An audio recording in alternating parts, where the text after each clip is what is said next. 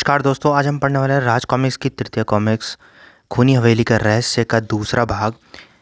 पहला भाग आपने पढ़ ही लिया होगा। अगर नहीं पढ़ा है तो मैंने वो बना रखा है वीडियो, आप उसको पहले पढ़ लीजिए, वरना आपको कहानी बिल्कुल भी समझ में नहीं आएगी। तो उस वीडियो के पढ़ने के बाद अगर आप इस वीडियो पे आए हैं तो चलिए हम इस वीडियो को भी शुरू कर लेते हैं। तो अब कहानी आगे बढ़ाते हैं। अब हम कहाँ चल रहे हैं? मेरे घर। मगर मैं हवेली जाना चाहता हूँ, वहाँ मेरा काफ़ी सामान है, उसे समेटकर कल सुबह ही यहाँ से चला जाऊँगा। जैसी तुम्हारी मर्जी, लेकिन वहाँ तुम्हें खतरा है। मेरे पास हर खतरे से निपटने के लिए यह रिवॉल्वर है। हवेली पहुंचकर रमन ने जीप रोक दी। ओह, एक रात ही की तो बात है, फिर तुम्हारे सिपाही भी तो हैं, सावधान रहना। ओह, मालिक आ गए। इंस्पेक्टर के जाने के बाद सुखिया, तुम सर्वेंट क्वार्टर के बजाय मेरे बगल वाले कमरे में सो जाओ। ठीक है मालिक। सुखिया के जाते ही गिरिराज अपने कमरे में जाकर पलंग पर लेट गया। वह पागल बुढ़िया, क्या वो वास्तव में पागल है या फिर कोई और चक्कर है? आधी रात के बाद जब एक ज़बरदस्त चीख से उसकी नींद टूटी तो अरे सुखिया की चीख! उसकी जान खतरे में लगती है। लेकिन इससे पहले कि वो दरवाज़ा खोलकर अंदर घुसता, एक व्यक्ति उससे अटक रहा है। ओह! गिरिराज उसे देखकर बुरी तरह चौंका। तुम कातिल, अब नहीं बचोगे।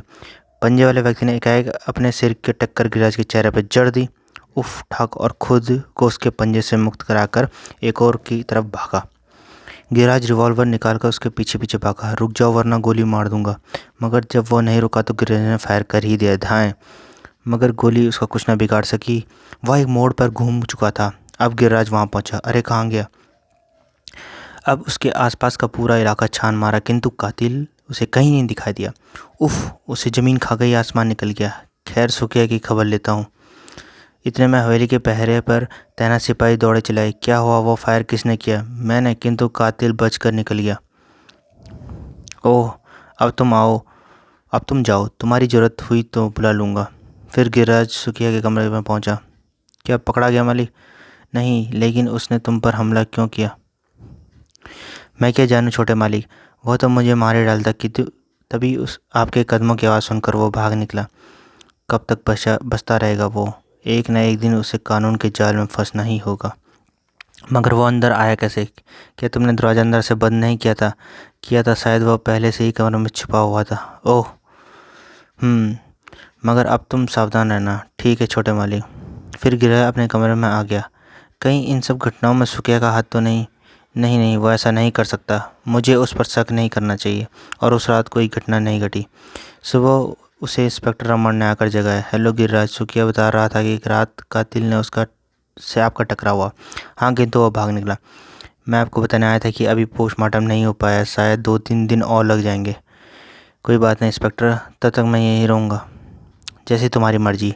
मगर कल मैं तुमसे कुछ पूछना चाहता था गिरी, तुमने समय ही नहीं दिया। क्या आज बताओगे कि ट्रेन में डिटेक्टिव विशाल से तुम्हारी क्या बातचीत हुई? माफ़ करना इंस्पेक्टर साहब, विशाल साहब ने कुछ भी बताने से इनकार किया था। आपसे मिलने पर ही वे आपको सारी बात बता देंगे। मगर उन्हें तो कल शाम ही आ जाना था। इसमें मैं क्या कह सकता हूँ? अच्छा, तो अब मुझे इजाज़त दो। इंस्पेक्टर रमन ने जैसे ही दरवाज़ा खोला। तुम? चाय लाया था, आप जा रहे हैं? यह सुखिया कहीं दरवाजे पर खड़ा हमारी बातें तो नहीं सुन रहा था? अब चाय पीकर ही जाना। चाय रखकर सुखिया वहाँ से चल गया। सुखिया कब से काम कर रहा है हवेली में? करीब 25 वर्षों से। कहीं तुम उसी पर तो हत्यारा होने का शक नहीं कर रहे हो? हत्या? हमारा काम ही हर पर शक करना है मिस्टर गिरिराज। जरूरत पड़ने पर तो हम पुलिस वाले अपने बाप को भी शक की निगाहों से देखते हैं। हा हा हा हा। अरे हाँ इंस्पेक्टर साहब, उस पागल बुढ़िया के विषय में जानने की बड़ी उत्सुकता है मेरी। वह कौन है? यह तो कोई नहीं जानता, लेकिन पिछले 6 महीनों से उसे गांव के पुराने खंडर में रहते देख रहा हूँ। सुना है उसका एक जवान लड़का था जो कुछ माह पहले घर छोड़कर कहीं चला गया था। उसी के गम में वो पागल हो गई। उसे ढूंढती भटकती हुई बुढ़िया यहाँ आकर रहने लगी। पर वो यहाँ ही क्यों आई? क्या उसे पता था कि उसका लड़का भागकर इसी गांव में आया है? यह मात्र एक संयोग हो सकता है। अच्छा, अब काफ़ी समय हो गया है, मुझे चलना चाहिए। ओके, सुखिया साहब को बाहर तक छोड़ाओ। बहुत अच्छा छोटे मालिक। फिर गिरिराज भी तैयार होकर बाहर निकल आया। आप कहीं जा रहे हैं छोटे मालिक? हाँ सुखिया, खाली हवेली हवेली काटने को दौड़ती है। गांव का एक चक्कर लगा दूंगा तो समय आसानी से कट जाएगा। तुम भी सावधान रहना। न जाने क्यों वह बुढ़िया मुझे रहस्यमयी सी लगती है। कहीं ये सब कत्ल नहीं, बुढ़िया में इतनी हिम्मत तो नहीं दिखती। आज उससे मिलकर ही कुछ पूछ कर देखता हूँ। हवेली में पुराने खंडर अधिक दूर नहीं था, मगर अभी उसने खंडर में कदम ही रखा था कि हा भाग जा, वरना तू भी नहीं बचेगा। हा। मैं जानता हूँ कि तुम पागल नहीं हो। बताओ, तुमने यह स्वांग क्यों रच रखा है? हा। अपनी जान की सलामती चाहता है तो शहर छोड़कर भाग जाओ, वरना नहीं बचेगा। जब तक अपने भाइयों तथा पिताजी के हत्यारे का फांसी न झूलता देख लूँ, मैं यह हवेली छोड़कर कहीं नहीं जाऊँगा। हा, पागल मर जाएगा। लेकिन तभी अरे, यह आवाज़ कैसी? धम! एकाएक किसी व्यक्ति को वहाँ से भागते देख वो बुरी तरह से चौंक कर उसके पीछे लपका। रुक जाओ, मैं कहता हूँ, रुक जाओ। सुखिया, तुम यहाँ, और ये छुरा? हाँ मालिक, आपको खंडर की ओर जाते देख मैं डर गया था, कहीं कातिल आपको भी कोई नुकसान न पहुँचा दे, इसलिए ये छुरा लेकर मैं भी आपके पीछे पीछे यहाँ तक पहुँच गया। अगर कातिल मुझे यहाँ दिख जाता तो मैं उसे छोड़ता नहीं, छोटे मालिक। उसके बाद दोनों वापस हवेली की ओर लौट चले। फाइल के मुताबिक सुखिया ने अपने बयान में 25 वर्ष पहले एक औरत के साथ झगड़े का जिक्र किया था। तो मुझे अभी फिर इंस्पेक्टर से मिलना होगा। उसने सुखिया को हवेली भेज दिया और खुद पुलिस स्टेशन जा पहुंचा। अरे आप, कुछ देर पहले तो हम मिले थे। एक ज़रूरी काम याद आ गया था, इसलिए चला आया। कैसा काम मिस्टर गिरिराज? मुझे आज से 25 साल पहले की उस घटना का ब्यौरा चाहिए जिसमें पिताजी के खिलाफ कोई रिपोर्ट इत्यादि दर्ज की गई है। मैं समझा नहीं। उस झगड़े के बाद से सुखिया ने उस औरत को इस गांव में नहीं देखा। पुरानी रिपोर्ट देखकर मैं जानना चाहता हूं कि कहीं उस औरत ने पिताजी के खिलाफ कोई रिपोर्ट आदि तो दर्ज नहीं लिखवाई थी, और अगर लिखवाई थी तो क्यों? क्या उसे न्याय मिला था? इससे क्या होगा, यह मैं समय आने पर बताऊंगा। पहले आप ये बताइए, काम होगा या नहीं? 25 साल पहले के रिकॉर्ड में से एक ऐसी रिपोर्ट को ढूंढ निकालना रेत के ढेर में से सुई निकालने के बराबर होगा मिस्टर गिरिराज। फिर भी मैं पूरी कोशिश करूंगा, लेकिन इस काम में आपको मेरी मदद करनी होगी। मैं करूंगा इंस्पेक्टर साहब, मगर हम सफल हो जाते हैं तो हत्यारे के बहुत ही करीब होंगे।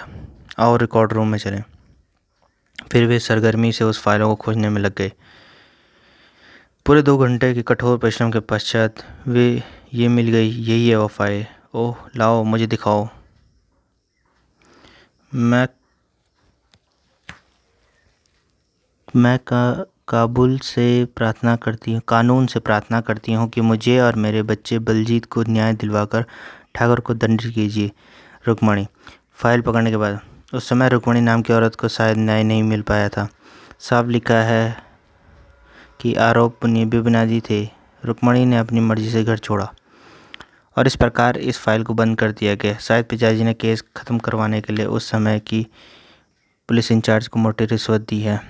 इसमें थानाध्यक्ष महेश दत्त का नाम लिखा है, जिनकी गत वर्ष एक एक्सीडेंट में मृत्यु हो गई। लेकिन आपने कहा था अगर फाइल मिल गई तो क्या हम हत्यारे को तुम पहचान चुके हो? ओह, शायद उनका नाम जान चुका हूँ मैं, पर आपको अभी इंतजार करना होगा। लेकिन अगर कातिल ने आपको कोई नुकसान पहुँचा दिया तो क्या होगा? आपको मुझे कातिल का नाम बता देना चाहिए।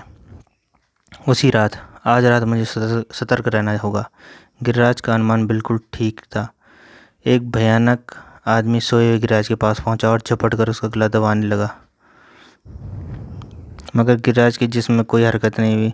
यह देखो भयानक व्यक्ति बुरी तरह चौंक उठा, लेकिन हकीकत यह थी ठीक उसी समय, तुम्हारा खेल खत्म हो गया प्यारे। हा।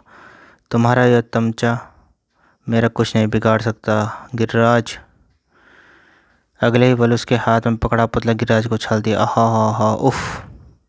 इसी के साथ उस भयानक व्यक्ति ने वहां से भागना चाहा, मगर इतनी आसानी से तुम नहीं भाग सकते बलजीत। आहा। फिर गिरिराज पर टूट पड़ा। धम धाड़ खड़ाक। गिरिराज ने सर की टक्कर का वार किया, लेकिन जल्दी ही वह भयानक शक्ल सूरत वाला इंसान संभल गया और डिशुम। मौका देखकर वह पुनः भागा, परंतु गिरिराज ने अंगड़ी लगा दी। ओह। उसके बाद गिरिराज ने उसे संभलने का कोई अवसर नहीं दिया। शीघ्र ही वह बेदम हो गया। सुनो हत्यारे, मैं गिरिराज नहीं हूँ बल्कि प्राइवेट डिटेक्टिव विशाल हूँ। यह देखो, तुम्हें रंगे हाथों पकड़ने के लिए मुझे यह वेश धारण करना पड़ा, अन्यथा तुम गिरिराज का भी खून करने में सफल हो जाते। तभी बाहर कदमों की आहटें सुनाई दी और साथ ही सुखिया की आवाज़ भी। छोटे मालिक, दरवाज़ा खोलिए, छोटे मालिक। विशाल ने आगे बढ़कर दरवाज़ा खोल दिया। ओह, यह सब क्या है? तू कौन हो तुम? और छोटे मालिक कहाँ हैं? तुम्हारे छोटे मालिक ठीक है सुखिया, मैं जासूस विशाल हूँ। ये रहा तुम्हारे मालिक का हत्यारा। तुम तुरंत इंस्पेक्टर रमन और बाहर पैर पे खड़े सिपाहियों को भेज दो। क्या? आधे घंटे बाद पुलिस फोर्स उस हवेली के चारों तरफ से घेर चुकी थी। फिर जब इंस्पेक्टर रमन हवेली के भीतर पहुंचा तो मारे हैरत के चल पड़ा। तुम? यस इंस्पेक्टर, कार्तिल को पकड़ने का यही तरीका था। मन ही मन विशाल की प्रशंसा करने के बाद इंस्पेक्टर रमन कातिल से मुखातिब हुआ। हाँ तो बताओ, तुम हो कौन और ठाकुर परिवार से तुम्हारी क्या दुश्मनी है? सुनो, तुम्हें शायद सुनकर हैरानी होगी, बलजीत ठाकुर की पहली पत्नी रुक्मणी का पुत्र है। क्या? वही रुक्मणी जिसे शायद आज से 25 साल पहले ठाकुर ने ठुकरा दिया था। हाँ, और जानते हो रुक्मणी कौन है? जी हाँ, वही पागल बुढ़िया। खबरदार जो मेरी माँ को पागल कहा। नहीं कहेंगे, लेकिन अब सारी कहानी हम तुम्हारे मुंह से सुनना चाहेंगे। अब तक बलजीत समझ चुका था कि छिपना बेकार है, कुछ भी छिपाना बेकार है। अतः उसने कहना शुरू किया। मेरे जन्म लेने से पहले ठाकुर साहब माँ को बहुत चाहते थे, पर दुर्भाग्य से जब मैं पैदा हुआ मेरी कुरूप सूरत को देखकर ठाकुर साहब को मुझसे नफरत हो गई। मैं इस बच्चे को हरगिज नहीं अपना सकता। इस पर दया कीजिए ठाकुर साहब, कुछ भी हो ये तुम्हारी औलाद है। ऐसी औलाद से बे औलाद रहना ही अच्छा। इसे हमें दो ठाकुराइन, हम इसे किसी कूड़े के ढेर में फेंक आएंगे। नहीं, मैं इसे अपने से अलग नहीं होने दूंगी। अगर तुम्हारी यही इच्छा है तो कान खोल कर सुन लो ठाकुराइन, इस घर में या तो ये बच्चा रह गया हम। ठाकुर साहब, अगर आपकी यही इच्छा है ठाकुर साहब, तो एक बात आप भी सुन लीजिए। मैं इस बच्चे को इसका हक दिलवाने के लिए कानून का दरवाजा तक खटखटाऊंगी। कानून के हर दरवाजे की चाबी हमारी तिजोरी में है बेवकूफ़। हम जब चाहें तुम्हारे लिए कानून का दरवाजा बंद करा सकते हैं। और अब हम तुम्हारी सूरत भी नहीं देखना चाहते। चली जाओ इस मनूस के साथ, इस हवेली की हदों से दूर। फिर क्या हुआ? वहीं जो ठाकुर साहब ने कहा था। माँ की ओर से दायरा मुकदमा झूठे गवाहों की गवाहियों और माँ पर बदचलनी का आरोप लगाकर बंद करवा दिया गया। मेरी माँ मुझे गोद में उठाए दर दर भटकती रही। बचपन से जवान होने तक मैंने कभी माँ के होठों पर मुस्कुराहट नहीं देखी थी। और फिर एक दिन मैंने अपनी कसम देकर माँ के दिल का दुख जाना ही लिया। उस दिन से मेरे दिल में ठाकुर खानदान से भयानक प्रतिशोध की ज्वाला सुलग उठी। मैं घर से भाग कर यहाँ आ गया। माँ नहीं चाहती थी कि मैं ऐसा करूं, अतः वो पगलाई सी मेरे पीछे यहाँ तक आ गई। तब मैंने उन्हें समझा तो लिया, मगर माँ का दिमागी संतुलन बिगड़ गया और वे पागल सी बने सड़कों पर घूमने लगी। रात को रास्तों में पड़ी अपनी माँ को मैं खंडहर में उठा लाता था। माँ ने मुझे इस हवेली में भीतर बने गुप्त रास्तों के बारे में बताया था। मैं हत्या करके इन्हीं रास्तों से खंडहर की ओर भाग निकलता था। पुलिस को गुमराह करने के लिए मैंने इन पंजों का इस्तेमाल किया था। तुम्हारी माँ अब खंडहर में ही होगी? हाँ। खंडहर पहुंचते ही, नहीं, ओह माँ, तुमने यह क्या किया? बूढ़े के हाथ में कोई पर्चा दबा था। विशाल ने उसे खोलकर पढ़ना शुरू किया। मेरे बेटे, मैं तो उसी दिन मर गई थी जब ठाकुर साहब ने मुझे व तुझे ठुकरा दिया था। दूसरी बात, जब तक तूने ठाकुर साहब की हत्या कर दी और अब मैं थक चुकी हूँ। अंतिम बार हमेशा हमेशा के लिए मर रही हूँ, तेरी अभागी माँ। फिर जब विशाल ने प्रतापगढ़ में ही रह रहे गिरिराज के पास पहुंचकर उसे बलजीत के बारे में विस्तार में बताया तो बरबस ही वो उसकी आंखों भर आए। मिस्टर विशाल, मैं एक बार बलजीत से मिलना चाहता हूँ। जरूर गिरिराज। और हवालात में, बलजीत मेरे भाई, यह तुमने क्या किया? कौन हो तुम? ओ गिरिराज, मैं पागल हो गया था। मुझे अफसोस है बलजीत की पिताजी के कारण बड़ी माँ को और तुम्हें इतने दुख झेलने पड़े। लेकिन वह सिर्फ तुम्हारी ही नहीं बल्कि मेरी भी माँ थी। मैं भी उसका पूरे सम्मान के साथ क्रियाक्रम करूँगा मेरे भाई। काश यह कहानी फिर कभी न दोहराई जाए। दूसरे दिन एक साथ 4 चिताएं सजाई गई। अपने भाइयों की चिता के साथ बलजीत की माँ की चिता को आग देते हुए गिरिराज एकाएक ही से जग उठा। माफ़ कर देना माँ, काश तुम्हारे जीवित रहते मैं तुम्हें अपनी माँ कहने का अधिकार प्राप्त कर सकता। केस ख़त्म हो चुका था, अतः अब मुझे भी चलने की इजाज़त दे मिस्टर रमन। चले जाना, गाड़ी आने से पूरे 20 मिनट हैं। लेकिन एक बात तो बता, तुमने बताई ही नहीं कि तुमने बलजीत को हत्यारा होने का शक कैसे हुआ? विशाल ने बताया। जब तुमने मुझे उस पगली बुढ़िया के बारे में बताया जो अपने बेटे की तलाश करते हुए यहाँ आकर बस गई, तो एकाएक ही बुढ़िया मुझे रहस्यमयी लगने लगी। फिर तुम्हारी फाइल में उसका जवानी का फ़ोटो देखकर मैं चौंक पड़ा और उसका हवेली के इर्द घूमना, ठाकुर द्वारा उसे ठुकराया जाना, फिर दूसरी शादी कर लेना इत्यादि बातों से मेरे शक की पुष्टि कर दी और बलजीत हत्यारे के रूप में मेरे सामने आ खड़ा हुआ और इसी के साथ ही कहानी समाप्त हुई। तो अगर आपको ये कहानी पसंद आई हो तो प्लीज़ इस वीडियो को लाइक कर लेना, और आपका कोई दोस्त हो जो राज कॉमिक्स पढ़ता था पहले पर अब भूल चुका है या फिर उसे मिल नहीं रही है, तो उसे ये ज़रूर वीडियो शेयर करना। और ऐसी अगर आपको राज कॉमिक्स पढ़नी है तो इस चैनल को सब्सक्राइब करके रखना। और हमें 500 सब्सक्राइबर पूरे करने हैं अब जल्दी, बस 50 रह रखे हैं, तो जल्दी हम 500 सब्सक्राइबर पूरे कर देंगे। तो इसी के साथ मैं विदा लेता हूँ आपसे। Bye bye.